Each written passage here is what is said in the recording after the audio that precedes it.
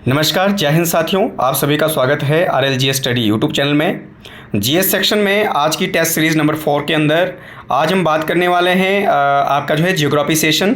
और geography session के अंदर इसमें ऐसे क्वेश्चन को हम जो है आपका सॉल्व करने वाले हैं जो स्पेशली बार बार पूछे जाते हैं या किसी न किसी एग्ज़ाम के अंदर पूछे गए हैं। ये ऑल कॉम्पिटिटिव एग्ज़ाम के लिए काफ़ी ज़्यादा महत्वपूर्ण और इंपॉर्टेंट होने वाले, specially Himachal Pradesh TGT JBT TET and commission 2025 and 26। इसके अलावा ऑल कॉम्पिटिटिव एग्ज़ाम के लिए भी एक जो आपकी टेस्ट सीरीज है काफ़ी ज़्यादा हेल्पफुल होने वाली है। चलिए तो बढ़ते हैं आगे। Question number 1। तो क्वेश्चन नंबर 1 की अगर हम बात करें तो ज्योग्राफी सेशन के अंदर ये जो ज्योग्राफी का जो सेशन है ये आने वाली जो परीक्षाएं हैं, आगामी जो परीक्षाएं 2025-26 की, उसके लिए काफ़ी ज़्यादा महत्वपूर्ण और इम्पोर्टेंट होने वाली है। तो क्वेश्चन नंबर 1 की अगर हम बात करें तो क्वेश्चन नंबर 1 में पूछा गया है कि वर्तमान में भारत की कुल जलीय सीमा की लंबाई कितनी है। दोस्तों ये करंट अफेयर्स का क्वेश्चन भी है एक हिसाब से अगर देखा जाए तो भारत की जो जलीय सीमा है, तो जलीय सीमा की जो कुल लंबाई है, इस साइड से आपका बंगाल की खाड़ी आती है, इधर से अरब सागर आता है, तो ये जो आपकी है वो भारत की जलीय सीमा है। ठीक है, इसकी जो कुल लंबाई है, पहले आपने ध्यान रखना मुख्य भूमि की थी पहले 6100 किलोमीटर। ठीक है, अगर हम इसमें अंडमान निकोबार, लक्षद्वीप, दादर नगर हवेली, दमन और दीव और ये सभी चीज़ें ऐड करें तो कितनी हो जाती थी 7516। परंतु वर्तमान में आपका हालिया रिपोर्ट के अनुसार जो है ये जो सीमा है उसको इंक्रीज़ कर दिया गया है, ये काफ़ी ज़्यादा बढ़ चुकी हैं। जलीय सीमा आपकी बढ़ चुकी है और जलीय सीमा 7516 से बढ़कर 1093 पॉइंट समथिंग आपकी हो गई है। तो इसका सही आंसर होगा ऑप्शन नंबर सी, एक आपका जो है 11,093 किलोमीटर। ठीक है, 11,093 किलोमीटर इसकी लंबाई हो गई है। ठीक है, जबकि पहले कितनी थी 7516, मुख्य भूमि की कितनी है 6100। ठीक है, तो ये भी आपने बात ध्यान रख लेनी है। क्लियर।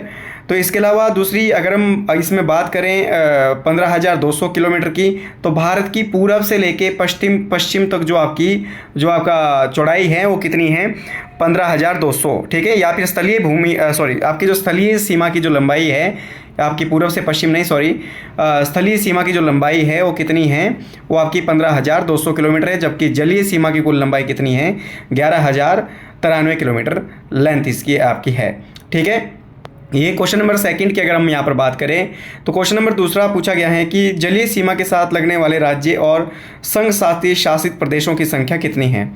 तो जलीय सीमा के साथ लगने वाले जितने भी राज्य हैं तो उनकी अगर बात करें तो जलीय सीमा के साथ जो लगने वाले जो राज्य हैं, और सबसे पहले जलीय सीमा के साथ जो लगने वाले राज्य हैं उनकी संख्या है 9। ठीक है, तो आपकी जो जलीय सीमा है, तो जलीय सीमा के साथ लगने वाले जो राज्य हैं उनकी संख्या देखेंगे। सबसे पहले आपका यहाँ पर गुजरात, ठीक है, फिर ये आपका आता है महाराष्ट्र, फिर आता है आपका गोवा, फिर केरला और फिर कर्नाटका। ठीक है, समझ लो। इस साइड से आपका तमिलनाडु, उसके बाद आपका आंध्र प्रदेश, उसके बाद आपका उड़ीसा और इधर आपका पश्चिम बंगाल। ठीक है, तो ये आपके 9 राज्य हो जाएंगे। कितने राज्य हो जाएंगे 9 राज्य। और इधर आपका अंडमान है, निकोबार है, ठीक है, पौंडीचेरी है, ठीक है, इधर आपका जो है मॉलद्वीप है, और आपका जो है लक्षद्वीप है, और इधर आपका दादर नगर हवेली, दमन और दीव है। 9 आपके क्या है राज्य हैं, 9 आपके क्या है राज्य हैं, और 4 आपके क्या हैं केंद्र शासित प्रदेश हैं। 4 आपके केंद्र शासित प्रदेश है। तो आपका जो है 9 राज्य हो गए और आपके 4 केंद्र शासित प्रदेश। इसके बाद जो आपका 9 + 4 की अगर हम बात करें तो 9 और 4 13। ठीक है, तो 13 आपके क्या है आपके राज्य और केंद्र शासित प्रदेशों की संख्या है। तो जिनमें से 9 राज्य हैं और 4 आपके केंद्र शासित प्रदेश है। केंद्र शासित प्रदेश कौन कौन से? अंडमान निकोबार, पांडिचेरी, आपका लक्षद्वीप, और दूसरा आपका जो है दादर नगर हवेली, दमन और दीव। ठीक है, और राज्य कितने हैं 9। तो ये जलीय सीमा के साथ लगने वाले राज्यों की संख्या है। ठीक है, इसके अलावा क्वेश्चन नंबर नेक्स्ट की अगर हम बात करें तो क्वेश्चन नंबर नेक्स्ट हमारे पास है कि जलीय सीमा के साथ लगने वाले राज्य और संघ शासित प्रदेशों की संख्या कितनी है। ये हमने बात कर ली है क्वेश्चन नंबर 2 की, जिसमें हमने देखा था 13। ठीक है, अगला क्वेश्चन 3rd क्वेश्चन है, भारत को विभाजित करने वाली देशांतरी रेखा क्या कहलाती है। यानी भारत को विभाजित करने वाली देशांतरी जो रेखा हैं वो क्या कहलाती हैं, उसके बारे में पूछा गया है। ठीक है, तो ये आपका इंडिया है। इंडिया को देशांतरीय आधार पर विभाजित करने वाली जो रेखा है उसे क्या कहते हैं। तो इस तरीके का आपका क्वेश्चन कई बार एग्जाम को देखने को मिलता है। तो ये होती है देशांतर रेखा जो उत्तर से दक्षिण की ओर खींची जाती है। तो ये हमारे भारत को दो बराबर भागों में विभाजित करती है। यहाँ से इधर को पूरब होता है और यहाँ से इधर को पश्चिम। तो ये जो रेखा है 82.5 डिग्री पर स्थित होती है, जिसको बोलते हैं इंडियन टाइम जोन। क्या बोलते हैं? Indian time zone. ठीक है, जो 82.5 डिग्री पर स्थित है। उत्तर प्रदेश के इलाहाबाद के नैनी गांव से ये ली गई है, उसको सेंटर मान के रेखा ली गई है। तो ये भी आपने बात ध्यान रख लेना। तो इसका सही आंसर क्या होगा? समय मानक। क्या हो जाएगा? समय मानक सीमा। ठीक है, समय मानक सीमा। तो इसका सही आंसर हो जाएगा समय मानक सीमा। क्लियर? कर्क, मकर या भूमध्य रेखा भारत को अलग अलग नहीं करती। ठीक है, हालांकि कर्क रेखा करती हैं, परंतु कर्क रेखा इस तरीके से करती है। कर्क रेखा अक्षांशीय, जबकि पूछी क्या थी? देशांतरीय। ठीक है, कर्क रेखा क्या है? भारत को दो भागों में विभाजित करती तो जरूर है, परंतु वो अक्षांशीय आधार पर करती है, ना कि देशांतरीय आधार पर। ठीक है, क्वेश्चन नंबर नेक्स्ट अगर यहाँ पर पूछा गया है, क्वेश्चन नंबर 4 कि सही कथन का चयन करना है। सबसे पहला कर्क रेखा, सबसे पहले आपको इसके लिए जो है आपका डायग्राम पता होना चाहिए कि जो आपकी कर्क रेखा है, कर्क रेखा के बारे में यहाँ पर बात की गई है। कुछ रेखाओं के बारे में यहाँ पर बात की गई हैं। तो ये जो रेखाएं हैं हमारे पास, वो कौन कौन सी ऐसी रेखाएं हैं जो आपकी पृथ्वी के ऊपर जो है कुछ अक्षांशीय और कुछ आपकी देशांतरीय रेखाएं हैं, उनको दर्शाती है। तो सबसे पहले यहाँ पर पूछा गया है, ये हमारी पृथ्वी है। कर्क रेखा आर्कटिक, सबसे पहले हम देखेंगे कि पृथ्वी को दो बराबर भागों में विभाजित करने वाली रेखा कौन सी है? 0 डिग्री की भूमध्य रेखा। ठीक है, इसके उत्तर में कौन सी रेखा होती है दोस्तों? कर्क रेखा होती है। इसके उत्तर में कौन सी रेखा होती है? कर्क रेखा होती है। और सबसे उत्तर में कौन सी होती है? आर्कटिक वृत्त होता है, इसको बोलते हैं आर्कटिक वृत्त। ठीक है, ये हो गया आर्कटिक वृत्त, ये हो गया कर्क रेखा और ये हो गया इक्वेटर लाइन। ठीक है, इसी तरीके से नीचे हो जाएगी ये मकर रेखा। ठीक है, और सबसे नीचे हो जाएगा अंटार्कटिका सर्कल। ठीक है, अंटार्कटिका सर्कल। तो प्रश्न क्या पूछा गया है अब यहाँ पे ध्यान देखिए। कर्क रेखा आर्कटिक वृत्त रेखा के दक्षिण में है। जो कर्क रेखा है वो आर्कटिक वृत्त के दक्षिण में, तो ये आपका आर्कटिक वृत्त है और इसके ठीक दक्षिण में कौन है? कर्क। तो बिल्कुल पहला कथन क्या हो जाएगा? सही हो जाएगा। दूसरा, भूमध्य रेखा एक अक्षांशीय रेखा है। तो भूमध्य रेखा ये है, तो कैसी रेखा है? अक्षांशीय है, तो ये भी बिल्कुल सही है। ग्लोब से पृथ्वी के आंतरिक भाग का अध्ययन किया जाता है। ग्लोब से पृथ्वी के आंतरिक भाग का अध्ययन किया जाता है, क्या ये सही बात है? ग्लोब से केवल पृथ्वी के बाहरी स्वरूप का अध्ययन कर सकते हैं हम, जिसके ऊपर किसी देश, किसी झील, किसी आपका जो है राजमार्ग या किसी अन्य देश की स्थिति, ये जानने के बारे में हम जो है पता लगा सकते हैं ग्लोब से।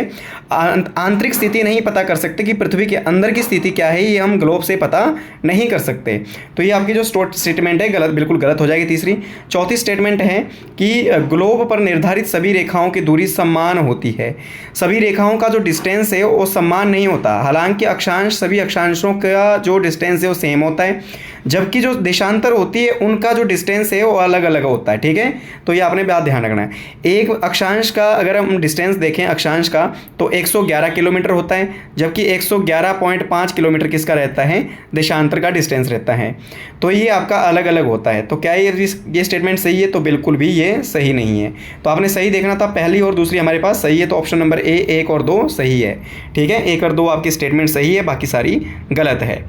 इसी के चलते अगर हम नेक्स्ट क्वेश्चन की ओर बढ़ें, तो नेक्स्ट क्वेश्चन हमारे पास है क्वेश्चन नंबर 5 कि उत्तरी ध्रुव को कौन दक्षिणी ध्रुव से अलग करता है। जैसा कि मैंने अभी आपको बताया था कि जो आपकी भूमध्य रेखा है, इससे ऊपर का एरिया नॉर्थ और इससे नीचे का एरिया साउथ, तो ये जो रेखा है इसको बोलते हैं भूमध्य रेखा 0 डिग्री की। तो भूमध्य रेखा ही उत्तरी ध्रुव को दक्षिण ध्रुव से अलग करता है। तो ये भी आपने बात ध्यान रख लेना है।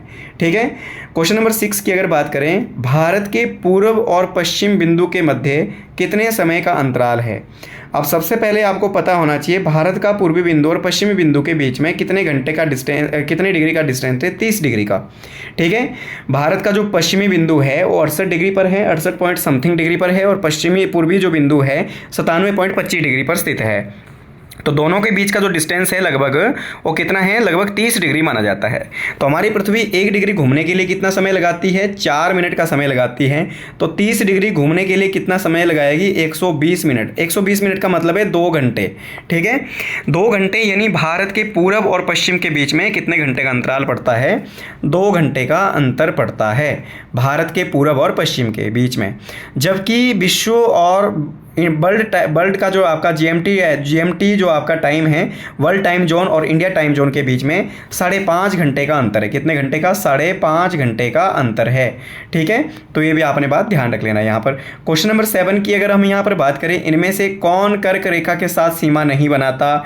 तो कर्क के साथ सीमा बनाने वाले राज्यों की संख्या है कितनी? 8। ठीक है, मध्य प्रदेश, गुजरात, त्रिपुरा, परंतु असम जो है वो कर्क के साथ सीमा नहीं बनाता है। ठीक है, तो आपका जो अगर हम कर्क रेखा के साथ राज्यों की बात करें तो जिसमें कि आपका राजस्थान, गुजरात है, राजस्थान है, मध्य प्रदेश है, छत्तीसगढ़ है, झारखंड है, आपका त्रिपुरा है और उसके बाद आपका जो है मणिपुर है और मिज़ोरम है। ये जो राज्य हैं वो कर्क रेखा के साथ सीमा बनाते हैं, जबकि आपका ये जो असम है कर्क के साथ सीमा नहीं बनाता। क्लियर? इसके अलावा क्वेश्चन नंबर 8 की अगर बात करें तो क्वेश्चन नंबर 8 में क्या पूछा गया है कि कर्क के साथ लगने वाले राज्यों को पूरब की ओर क्रम लगाइए। पूरब की ओर आपने क्रम अनुसार लगाना है। तो सबसे पहले पूरब की ओर से अगर पूरब की ओर लगाएंगे तो सबसे पहले कौन आ जाएगा? राजस्थान। राजस्थान सबसे पश्चिमी राज्य हैं। फिर राजस्थान के बाद आपका मध्य प्रदेश आ जाएगा यहाँ पर, राजस्थान। ठीक है, यानी आपका जो नंबर 4। फिर क्या आ जाएगा यहाँ पर? मध्य प्रदेश, यानी आपका नंबर 1। फिर उसके बाद आ जाएगा आपका जो है त्रिपुरा। फिर आ जाएगा आपका 2 और फिर आ जाएगा आपका 3। तो यहाँ पर आपके पास बन रहा है 4 1 2 3। तो 4 1 2 3 की बात करें जो 4 सॉरी आपका उसके बाद आ जाएगा, यहाँ पर थोड़ा हमने उल्टा इसको कर दिया है। पहले नंबर पे आ जाएगा राजस्थान, ठीक है, 4 नंबर पे। उसके बाद आ जाएगा मध्य प्रदेश 1 नंबर पे। फिर उसके बाद अगर हम बात करें आपकी जो है इसमें ऑप्शन ही नहीं है, त्रिपुरा, फिर आ जाएगा त्रिपुरा, फिर आ जाएगा मिजोरम। तो ये इसका सीक्वेंस बनेगा दोस्तों। अगर आप इसको मैप में देखेंगे 4 1 2 3, तो 4 1 2 3 यहाँ पर नहीं आएगा। 4 1 2 3 यहाँ पर ऑप्शन ही नहीं है, तो इस हिसाब से ये क्वेश्चन आपका बिल्कुल गलत हो जाएगा। ऑप्शन इसमें है ही नहीं। ठीक है, 4 1 2 3। चलिए, तो इसका ये आपका आंसर हो जाएगा। इस तरीके से कई बार क्वेश्चन पूछे जाते हैं। ठीक है, एग्जाम के अंदर कई बार जो आपका सीटेट हैं या फिर कमीशन के जो एग्ज़ाम हैं, इस तरीके से आपके मैप से रिलेटेड भी क्वेश्चन पूछे जाते हैं, ताकि आपको आपका जो है पता चले कि मैप भी एक बार आपने जरूर आपका जो है स्टडी कर लेना है, वर्ल्ड का भी और इंडिया का भी। आपको मैप का थोड़ा नॉलेज होना चाहिए, कौन सा स्टेट किस डायरेक्शन में है, कौन सा किसके ईस्ट में, कौन सा किसके वेस्ट में है। ठीक है, तो यहाँ से भी क्वेश्चन आपका पूछा जाता है। अब जैसे ही क्वेश्चन ही देख लो तो यहाँ से कई बार इस तरीके के क्वेश्चन आपसे पूछ लिए जाते हैं। ठीक है, क्वेश्चन नंबर नेक्स्ट है आपके पास क्वेश्चन नंबर 9। हिमालय का सबसे निम्नतर भाग क्या कहलाता है? यानी हिमालय का सबसे जो निचला हिस्सा है वो क्या कहलाता है? धौलाधार, शिवालिक, बृहद हिमालय या ट्रांस हिमालय? तो सबसे निचला जो हिमालय क्या कहलाता है दोस्तों? शिवालिक हिमालय। और सबसे ऊपर वाला क्या कहलाता है? ट्रांस हिमालय। बीच वाला क्या कहलाता है? बृहद हिमालय। और सबसे लास्ट वाला हिमालय के आपके 4 भाग है, सबसे ऊपर ट्रांस, उसके बाद आता है आपका ग्रेट हिमालय, उसके बाद आते हैं मध्य हिमालय और उसके बाद आता है शिवालिक हिमालय। तो सबसे निचला जो हिमालय कौन सा? शिवालिक। तो Shivalik is correct answer. Question number 10 की अगर बात करें तो क्वेश्चन नंबर 10 हमारे से पूछा गया है कि धौलागिरी पर्वत शिखर कहाँ पर है? धौलागिरी पर्वत शिखर कहाँ है? भारत है, नेपाल में है, चीन में है या तिब्बत में है? तो धौलागिरी कहाँ पड़ता है? नेपाल में। Dhaulagiri, Annapurna, Mount Makalu, Mount Manaslu, Mount Everest, ये सारी की सारी चोटियाँ कहाँ हैं? नेपाल में। भारत में नेमचा बरवा है, कंचनजंगा है, इसके अलावा आपका नंगा पर्वत है, K2 है, गॉडविन आस्टिन जिसको कहते हैं। ठीक है, शिला चोटी है, ये भारत के अंदर हैं। और आपका जो चीन और तिब्बत में भी बहुत सारी आपकी चोटियां हैं, तिब्बत में भी बहुत सारी चोटियां हैं। तो ये भी आपने यहाँ से हिमालय के टॉपिक से क्वेश्चन पूछा गया है, तो ये भी आपने बात ध्यान रख लेनी है। क्वेश्चन नंबर 11 की अगर बात करें तो क्वेश्चन नंबर 11 में क्या पूछा गया है? किस ग्रह में सर्वाधिक कार्बन डाइऑक्साइड पाई जाती है? यानी CO2। ठीक है, कार्बन डाइऑक्साइड किस गैस में सबसे ज़्यादा पाए जाते हैं? बुध, शुक्र, मंगल या बृहस्पति? तो इसका सही आंसर होगा दोस्तों शुक्र। क्या होगा? शुक्र। शुक्र क्यों होगा? क्योंकि सबसे गर्म ग्रह कौन सा है? शुक्र है। और गर्म होने का मुख्य कारण क्या है? CO2। ठीक है, CO2 यानी कार्बन डाइऑक्साइड जो है ग्लोबल वार्मिंग के लिए जानी जाती है। ठीक है, ग्लोबल वार्मिंग का सबसे रिस्पॉन्सिबल जो रीज़न है वो कौन सा है? CO2। तो सबसे गर्म जो ग्रह हैं वो शुक्र ग्रह हैं, और शुक्र ग्रह का गर्म होने का मुख्य कारण क्या है? CO2 की अधिकता। ठीक है, और इसके ऊपर दूसरी बात यह है कि हीलियम और हाइड्रोजन भी आपका जो है हीलियम और हाइड्रोजन भी अधिक पाई जाती है और इसी हीलियम और हाइड्रोजन के कारण ये चमकता है। और इसी कारण से आपका शुक्र जो ग्रह हैं एकमात्र ऐसा ग्रह है जो चमकीला ग्रह है, ठीक है, जिसे सांझ या भोर का तारा कहते हैं, या पृथ्वी की बहन या पृथ्वी का जुड़वा ग्रह भी इसे कहा जाता है। किसको? शुक्र को। बुध की बात करें तो सौरमंडल का सूर्य का सबसे निकट ग्रह है, सबसे छोटा ग्रह है। इसके पास किसी प्रकार का कोई सैटेलाइट नहीं है। इसके ऊपर दिन गर्म होते हैं, रातें ठंडी होती है, ठीक है, तो ये भी आपने इसके बारे में ध्यान रख लेना। और सबसे तेज परिक्रमण करता है, ये सबसे तेज चक्कर लगाता है आपका सूर्य का, और कितने दिन में? 88 दिन में ये एक चक्कर सूर्य का पूरा कर लेता है। मंगल की बात करें तो ये इसे लाल ग्रह कहते हैं दोस्तों, और इसके पास 2 आपके सैटेलाइट हैं, 2 आपके उपग्रह हैं इसके पास, जिसका नाम है फोबोस और डिमोस। और पृथ्वी के अलावा एकमात्र ऐसा ग्रह है जिस पर जीवन की संभावना है। और बृहस्पति की अगर बात करें तो ये सबसे बड़ा ग्रह है, और सबसे बड़ा ग्रह की अगर बात करें तो बृहस्पति है, जो ठोस, द्रव और गैस तीनों अवस्थाओं से निर्मित है। इसके पास उपग्रहों की जो संख्या है लगभग 82 के आसपास है, और इसका सबसे बड़ा उपग्रह जो है वो है गैनीमेड, और वो गैनीमेड पूरे सौरमंडल का सबसे बड़ा उपग्रह है। और मंगल और बृहस्पति के बीच में पाए जाने वाले जो आकाशीय पिंड है उसे हम क्षुद्र ग्रह कहते हैं। क्या कहते हैं? क्षुद्र ग्रह कहते हैं। कई बार ये भी क्वेश्चन आपका सौरमंडल से आ जाता है। क्वेश्चन नंबर नेक्स्ट की अगर हम बात करें, क्वेश्चन नंबर 12, तो हमारे पास है, इसमें पूछा गया है क्वेश्चन नंबर 12 में कि सूर्य के किस भाग का तापमान सबसे कम होता है? कौन सा ऐसा भाग है सूर्य का जिसका तापमान सबसे कम होता है? तो दोस्तों सबसे पहले केंद्र है, प्रकाश मंडल है, सौर धब्बा है, या सम्मान होता है तापमान? तो केंद्र में तो सबसे ज़्यादा होता है, लगभग 15 मिलियन डिग्री सेल्सियस होता है, ठीक है। और प्रकाश मंडल में तापमान रहता है औसत लगभग 6000 डिग्री सेल्सियस है। सौर धब्बे का कितना है? 1500 डिग्री सेल्सियस होता है। और सूर्य का तापमान सम्मान नहीं होता, असमान होता है, कहीं पर अधिक कहीं पर ज़्यादा। तो अब यहाँ पर मैंने आपको तीनों तापमान बता दिए। सबसे कम आपका एक 15 मिलियन है, एक 6000 डिग्री है, एक 1500 है। तो क्या हो जाएगा सही? 1500। तो 1500 किसका है? सौर धब्बे का, ठीक है। तो इसका जो तापमान है कितना है? 1500 डिग्री सेल्सियस, जबकि प्रकाश मंडल का 6000, और सबसे अधिक कहाँ पर होता है? केंद्र में। तो ये भी आपने बात ध्यान रख लेना है यहाँ पर। क्वेश्चन नंबर नेक्स्ट की अगर बात करें, क्वेश्चन नंबर नेक्स्ट है हमारे पास 13 क्वेश्चन। इसमें पूछा गया कि शांति सागर कहाँ पर पाया जाता है? शांति सागर जो है ये चंद्रमा पर धूल से बने बादलों को शांति सागर कहते हैं। धूल से बने बादलों को चंद्रमा के ऊपर दक्षिण आपका जो है शांति सागर कहते हैं, ठीक है। और पृथ्वी के ऊपर जो महासागर की अगर बात करें तो मुख्यतः 4 महासागर हैं, जिसमें से सबसे बड़ा है प्रशांत महासागर, उसके बाद अटलांटिक महासागर, उसके बाद हिंद महासागर, और उसके बाद आर्कटिक महासागर, ठीक है। मंगल ग्रह की बात करें तो इसके ऊपर निक्स ओलंपिया और ओलंपिस जो मैसी है, एक ज्वालामुखी और एक सक्रिय ज्वालामुखी, और एक आपका विशाल पर्वत है लगभग माउंट एवरेस्ट से 3 गुना ऊंचा। ये आपका मंगल के ऊपर है। तो ये हमने सारी बातें जो हैं इसके बारे में बात करी, सोलर सिस्टम के बारे में बात करी। इसके बाद अगला जो क्वेश्चन है हमारे पास, क्वेश्चन नंबर 14, उसमें पूछा गया है कि भारत की सबसे बड़ी रात किस तिथि की होती है? अब जिस दिन सबसे बड़ा दिन होगा उस दिन रात छोटी हो जाएगी, और जिस दिन आपका दिन छोटा होगा उस दिन रात बड़ी होगी। तो सबसे पहली बात दोस्तों आपने ध्यान रखना कि आपका जो है उत्तर भारत का सबसे बड़ा दिन होता है 21 जून। कब होता है? 21 जून, ठीक है। और सबसे छोटा दिन कब होता है? 22 दिसंबर, ठीक है। कब होता है? 22 दिसंबर। अब दिन छोटा है तो रात कैसी होगी? बड़ी। तो भारत भी कहाँ पर है? उत्तर के अंदर है, उत्तरी ध्रुव में है।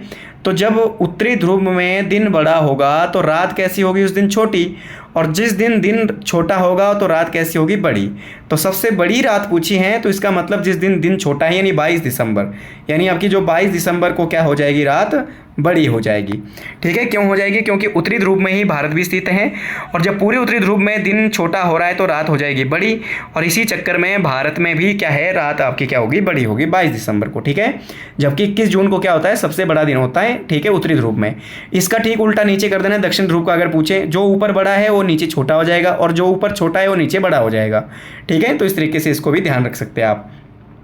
क्वेश्चन नंबर 15 की अगर बात करें, विश्व में हरित क्रांति की शुरुआत कहाँ से हुई थी? तो कहाँ से हुई थी दोस्तों? यूएसए और दूसरा मैक्सिको, ठीक है। मैक्सिको और यूएसए से या क्या है हरित क्रांति की शुरुआत मानी जाती है सन 1965 के अंदर। आपका जो विश्व में हरित क्रांति के जो जनक थे नॉर्मन बोरलॉग थे, और जबकि भारत में हरित क्रांति के जो जनक थे OMS स्वामीनाथन थे। और भारत में इसकी शुरुआत सन 1966-67 में हुई थी, जबकि विश्व में इसकी शुरुआत 1965 में नॉर्मन बोरलॉग ने यूएसए और मैक्सिको से की थी। तो ये भी आपने ध्यान रख लेना, ये भी काफ़ी ज़्यादा इंपॉर्टेंट टॉपिक है, एग्रीकल्चर के टॉपिक से ही क्वेश्चन आया था। नेक्स्ट क्वेश्चन है हमारे पास कि कोयला भंडार में शीर्ष स्थान किस राज्य का। देखिए दोस्तों, कोयला भंडार पूछा गया है, कोयला उत्पादन नहीं पूछा गया है। तो कोयला भंडार में शीर्ष स्थान पूछा है छत्तीसगढ़, झारखंड, उड़ीसा या कर्नाटका। तो इसका सही आंसर क्या हो जाएगा? छत्तीसगढ़, सॉरी आपका क्या हो जाएगा? झारखंड। क्या हो जाएगा? झारखंड। ठीक है, तो कोयला भंडार में पहला स्थान किसका है? झारखंड का। जबकि कोयला उत्पादन में पहला जो स्थान है, कोयला उत्पादन की अगर हम बात करें तो किसका हो जाएगा? छत्तीसगढ़ का। जबकि भंडारण में कौन है? आपका जो है झारखंड। ठीक है, इसी तरीके से क्वेश्चन नंबर 17 की अगर बात करें, भारत की सबसे बड़ी खारे पानी की झील। बहुत सारे एस्पिरेंट्स इसमें भी कंफ्यूज रहते हैं कि भारत, जिस तरीके से यहाँ पर क्वेश्चन पूछा गया भारत की सबसे बड़ी खारे पानी की झील, तो कौन सी दोस्तों? सांबर। कौन सी है? सांबर, जो राजस्थान के अंदर स्थित है। विश्व का भारत का कुल नमक का 10% जो नमक है यहाँ से आपका जो है वो आपका उत्पादन किया जाता है। जबकि भारत की सबसे बड़ी खारे पानी की जो तटीय झील है, भारत की सबसे बड़ी खारे पानी की जो तटीय झील है वो कौन सी है? चिल्का। तटीय का मतलब है लेगून झील, जो समुद्र के पानी से आपकी निर्मित है। ठीक है, तो सबसे खारे पानी वाली तटीय झील अगर पूछा तो चिल्का है, और खारे पानी की सबसे बड़ी झील पूछी तो कौन सी है? सांबर है। पैंगोंग झील आपकी, चिल्का झील कहाँ पर है? उड़ीसा में। सांबर आपकी होगी राजस्थान में। पैंगोंग कहाँ है? लद्दाख में। और कोलेरू कहाँ है? आपकी आपका जो है आंध्र प्रदेश में। ठीक है, तो ये भी आपने बात ध्यान रख लेनी है। क्वेश्चन नंबर नेक्स्ट की अगर हम बात करें, क्वेश्चन नंबर 18, नौक्रेक राष्ट्रीय उद्यान किस राज्य में स्थित है? तो नौक्रेक राष्ट्रीय जो उद्यान है वो कहाँ पर स्थित है? केरल है, कर्नाटका में है, मेघालय में या आपका मणिपुर में है? तो ये इसका सही आंसर होगा मेघालय। मेघालय में जो नेशनल पार्क है नौक्रेक और बाल पाखरम राष्ट्रीय उद्यान स्थित हैं। मणिपुर में अगर हम बात करें तो किबु लामजाओ नेशनल पार्क मणिपुर में है, जो एकमात्र तैरता हुआ नेशनल पार्क है। और कर्नाटक की अगर हम बात करें तो यहाँ पर अंशी नेशनल पार्क है। दूसरा आपका जो है दूसरा आपका यहाँ पर नवेगांव नेशनल पार्क है। तो ये आपके कहाँ पर है? कर्नाटक में। केरल में नेशनल पार्क की अगर बात करें तो यहाँ पर साइलेंट वैली नेशनल घाटी है, साइलेंट वैली नेशनल पार्क है। ठीक है, तो ये सारे नेशनल पार्क अलग अलग राज्यों में आपने ध्यान रख लें कौन से राज्य में कौन सा नेशनल पार्क आता है। इसके अलावा क्वेश्चन पूछा गया है कि इनमें से कौन सा नवीनतम राष्ट्रीय उद्यान है। तो सबसे नया जो राष्ट्रीय उद्यान है, सबसे पुराना अगर हम बात करें तो कौन सा है? जिम कॉर्बेट, उत्तराखंड के अंदर। ठीक है, जिम कॉर्बेट कहाँ है? उत्तराखंड के अंदर सबसे पुराना नेशनल पार्क है। ये जो आपका इसको निर्मित किया गया था लगभग 1935-36 में इसको निर्मित किया गया था। काजीरंगा नेशनल पार्क कहाँ पर है दोस्तों? ये असम के अंदर है, एक सींग वाले गेंडे के लिए प्रसिद्ध है। और रायमोना नेशनल पार्क कहाँ है? ये भी असम में है। और सबसे नया जो है ज्वालाओ सीखना नेशनल पार्क है, ये भी कहाँ पर है? असम के अंदर है। ठीक है, तो ये भी आपने बात ध्यान रख लेना। लगभग वर्तमान समय में आपने मुझे कमेंट बॉक्स में बताना है कि वर्तमान समय में भारत में कुल कितने नेशनल पार्क है, और सबसे जो आपका जो नया नेशनल पार्क है ज्वालाओ सीखना नेशनल पार्क है, ये कौन से नंबर का नेशनल पार्क बना है। ठीक है, तो ये आपने मुझे बताना है कमेंट बॉक्स में। क्वेश्चन नंबर 20 की अगर बात करें, माउंट आबू पर्वत किस श्रृंखला का हिस्सा है? तो जो माउंट आबू पर्वत है, पहली बात तो ये कहाँ पर है? राजस्थान के अंदर है। और माउंट आबू की सबसे ऊंची जो चोटी है उसका नाम है गुरु शिखर। क्या नाम है? गुरु शिखर। गुरु शिखर इसका सबसे ऊंची चोटी है। तो ये कौन सी श्रृंखला में आती है? विंध्याचल में आती है, सतपुड़ा में, अरावली में या हिमालय में? तो इसका सही आंसर क्या हो जाएगा? अरावली। क्या हो जाएगा दोस्तों? अरावली। तो ये अरावली की सबसे ऊंचा पर्वत है, जिसका सबसे ऊंचा शिखर कौन सा है? माउंट आबू शिखर है।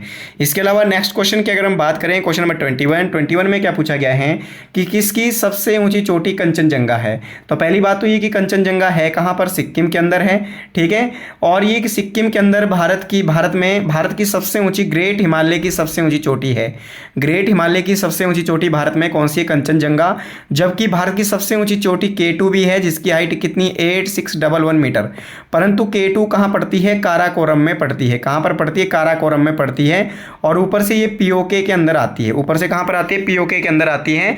तो ये ग्रेट हिमालय की पूछा है, तो ग्रेट हिमालय की भारत में सबसे ऊंची चोटी कौन सी? कंचनजंगा। जबकि काराकोरम की सबसे ऊंची चोटी कौन सी है? वो है आपकी कौन सी? K2। ठीक है, तो ये भी आपने बात ध्यान रख लेना है। क्वेश्चन नंबर 22 की अगर बात करें तो क्वेश्चन नंबर 22 में क्या पूछा गया है कि बुक्सा राष्ट्रीय उद्यान किस राज्य में स्थित है?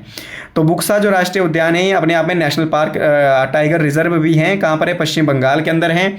यहाँ पर जल्दापारा है। दूसरा आपको यहाँ पर जो है बुक्सा नेशनल पार्क है, सिंहलीला नेशनल पार्क है, और आपका जो है सुंदरवन नेशनल पार्क है। झारखंड की अगर बात बात करें तो यहाँ पर बेतला नेशनल पार्क है। मध्य प्रदेश की बात करें, यहाँ कूनो नेशनल पार्क है, कान्हा नेशनल पार्क है, माधव नेशनल पार्क है, ठीक है, विंध्याचल, सतपुड़ा, ये सारे नेशनल पार्क कहाँ पर है? मध्य प्रदेश में।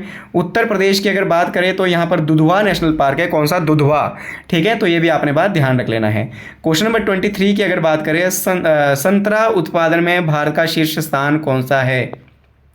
तो संतरा उत्पादन में भारत का शीर्ष स्थान है महाराष्ट्र, और महाराष्ट्र का जो नागपुर है किसके लिए प्रसिद्ध है? ये संतरे के लिए प्रसिद्ध है। जबकि नासिक जो प्रसिद्ध है किसके लिए? अंगूर और प्याज के लिए प्रसिद्ध है। और जो कटक है, कटक में चावल अनुसंधान केंद्र आपका स्थित है। चावल राष्ट्रीय केंद्रीय चावल अनुसंधान केंद्र कहाँ पर है? कटक, उड़ीसा में। महाराष्ट्र का नासिक प्याज और आपका जो है अंगूर उत्पादन के लिए प्रसिद्ध है। जबकि महाराष्ट्र का जो नागपुर है किसके लिए? संतरे के लिए आपका प्रसिद्ध है। और केंद्रीय आपका जो फल अनुसंधान संस्थान है वो भी कहाँ पर है? महाराष्ट्र के नागपुर में आपका स्थित है। तो ये था क्वेश्चन नंबर 23 के बाद 24 की अगर हम बात करें, क्वेश्चन नंबर 24, जमशेदपुर लौह इस्पात संयंत्र कब लगाया गया था? 1807, 1907, 1955, 1985। तो इसका स्थापना हुई थी 1907 में जमशेदपुर में, जिसे पहले टिस्को के नाम से जाना जाता था। किस नाम से? टिस्को के नाम से जाना जाता, Tata industry steel corporation, Tata industry steel corporation के नाम से इसको पहले जाना जाता था, ठीक है। तो ये भी आपने बात ध्यान रख लेना है। तो ये कब लगाया गया था? 1907 में। भारत का बड़े पैमाने पर पहला संयंत्र है ये, ठीक है। क्वेश्चन नंबर 25 यानी लास्ट क्वेश्चन है आज के सेशन का, उत्तर भारत का बोस्टन किसे कहते हैं? उत्तर भारत का बोस्टन जबलपुर, मिर्जापुर, कानपुर या रामपुर? तो उत्तर भारत का बोस्टन किसे कहते हैं? कानपुर को कहते हैं, उत्तर प्रदेश में। दक्षिण भारत का जो मैनचेस्टर है वो कोयम्बटूर को कहते हैं, कोयम्बटूर, ठीक है, कोयम्बटूर तमिलनाडु को कहते हैं। और भारत का जो मैनचेस्टर है वो किसे कहते हैं? अहमदाबाद को कहते हैं, ठीक है। अहमदाबाद को भारत का मैनचेस्टर, उत्तर भारत का कानपुर को, दक्षिण भारत का कोयम्बटूर तमिलनाडु को। तो ये था ज्योग्राफी का सेशन। आई होप ये वीडियो आपको पसंद आई होगी, और अगर आपको वीडियो पसंद आई है तो कमेंट में भी आप बता दीजिएगा कि आपको वीडियो कैसी लगती है। तो कमेंट, आप जो लोग वीडियो देखते हैं या आप लोग जो टेस्ट सीरीज आप देख रहे हैं, तो कमेंट करके आप मुझे बताइएगा कि आपको ये क्वेश्चन के अच्छे क्वेश्चन का लेवल कैसा है, अच्छा है या फिर आपका बिल्कुल ईजी है या फिर मॉडरेट है या फिर टफ है। तो आप मुझे बता दीजिएगा। फिर आपको इससे क्या होता है कि इससे आपको आइडिया लग जाएगा कि हमारी प्रिपरेशन कैसी है। आने वाली जो परीक्षाएं हैं, काफ़ी ज़्यादा कंपटीशन हो चुका है परीक्षाओं के लिए, हर एक एग्जाम के लिए कंपटीशन लगातार बढ़ता जा रहा है। तो आपको उस हिसाब से आपको प्रिपरेशन करनी है। बिल्कुल आपको फैक्ट के साथ, कॉन्सेप्ट के साथ जो है हर चीज़ का यहाँ पर पता होना चाहिए। तो इसलिए जो है अभी तक हमने जो आपके हिस्ट्री, पॉलिटी, ज्योग्राफी के अंदर जितने भी आपके टॉपिक स्टडी किए हैं उनको रिविजन जो है हम मॉक टेस्ट सीरीज के माध्यम से ही करने वाले हैं। तो लगातार बने रहिए हमारे चैनल के साथ। इसीलिए इसके साथ अगले वीडियो में नेक्स्ट मिलते हैं, नेक्स्ट वीडियो में। इसी के साथ जय हिंद, जय भारत, जय हिमाचल।